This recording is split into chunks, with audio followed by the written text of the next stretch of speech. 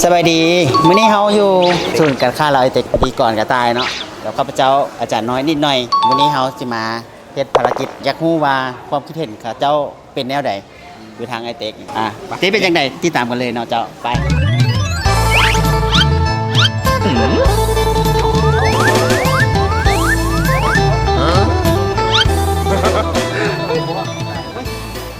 สูตรบ่เนาะขอถามหน่อยเด้อว่าสูตรบ่เนาะโมคั่ว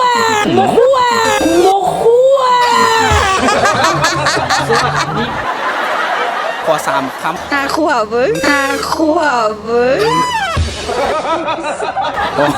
ระวังเด้อผู้ชายทุกคนเด้ออันตรายเลยนะเอาขอบใจสูตรบ่เนาะ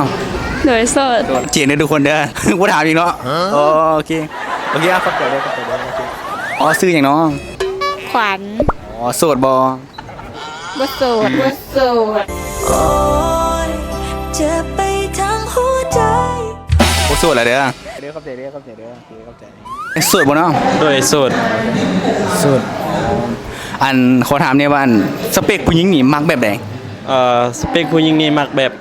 สูงก็ได้หรือว่าเตี้ยก็ได้สูงก็ได้หรือว่าเตี้ยก็ได้แบบขาว